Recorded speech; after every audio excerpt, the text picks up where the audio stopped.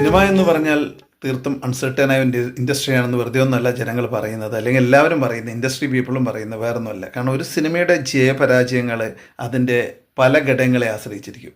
ചിലപ്പോൾ ഏതെങ്കിലും ഒരു ഘടകമായിരിക്കാം ഒരു സിനിമ വിജയിക്കാൻ ഇടയാവുന്നതും, ഏതെങ്കിലും ഒരു ഘടകമായിരിക്കാം ഒരു സിനിമ പരാജയപ്പെടാനുള്ള സാഹചര്യം ഉണ്ടാവുന്നതും.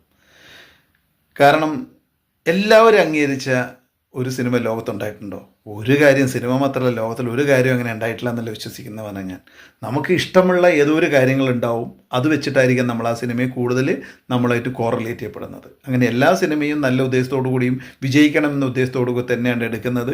അപ്പോൾ നമുക്കൊക്കെ പല ഒപ്പീനിയൻ ഉണ്ടാവും. But ultimate at the end ആ സിനിമ സാമ്പത്തികമായി എത്രമാത്രം നേട്ടം കൊയ്തു, അല്ലെങ്കിൽ കലാപരമായി എത്രമാത്രം നേട്ടം കൊയ്തു എന്നതിനെ ആശ്രയിച്ച് തന്നെയാണ് ഇരിക്കുന്നത്.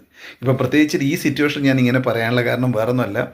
ഇപ്പം നമ്മുടെ ബാഹുബലിയുടെ സംവിധായകൻ അദ്ദേഹം ഒരു ഇൻ്റർവ്യൂവിൽ ഇപ്പോൾ കാലങ്ങളൊക്കെ കഴിഞ്ഞ് ഇത്രയും സൂപ്പർ ഡ്യൂപ്പർ ഹിറ്റ് ഫിലിമിൻ്റെ സംവിധായകനായപ്പോൾ അദ്ദേഹത്തിൻ്റെ ജീവിതത്തിലെ ഏറ്റവും ഡിസപ്പോയിൻറ്റഡ് ആയിട്ടുള്ള ഡിസാസ്റ്റർ എന്ന് തോന്നിയിരുന്ന മുഹൂർത്തത്തെക്കുറിച്ചാണ് ചോദിക്കുന്നത്. അപ്പോൾ പുള്ളി എന്താ പറഞ്ഞത് കണ്ടില്ലേ താഴെ? എൻ്റെ ലോകത്തിലെല്ലാം ബാഹുബലി 1 റിലീസ് ചെയ്യുന്നു, അതുപോലെ തന്നെ സ്വന്തം ബ്രെഡ് ആൻഡ് ബട്ടർ ആയിട്ടുള്ള ഏറ്റവും കൂടുതൽ ഓടേണ്ട തെലുങ്ക് അവിടെയും ഈ സിനിമ റിലീസ് ചെയ്യുന്നു. പക്ഷേ ഫസ്റ്റ് ഡേ തന്നെ പുള്ളി കിട്ടിയിരിക്കുന്ന ഫീഡ്ബാക്ക് അതൊരു ബിഗ്ഗസ്റ്റ് ഡിസാസ്റ്റർ എന്നാണ്. പക്ഷേ കാലം ചരിത്രവും അത് തിരുത്തപ്പെട്ടു. ചരിത്രം കഴിഞ്ഞ് ലോക ചരിത്രത്തിലെ സ്ഥായിയായ ഒരു സ്ഥാനത്തേക്കാണ് ബാഹുബലി 1 ഉം 2 ഒക്കെ കടന്നു വന്നത്. ഇതാണ് സിനിമ.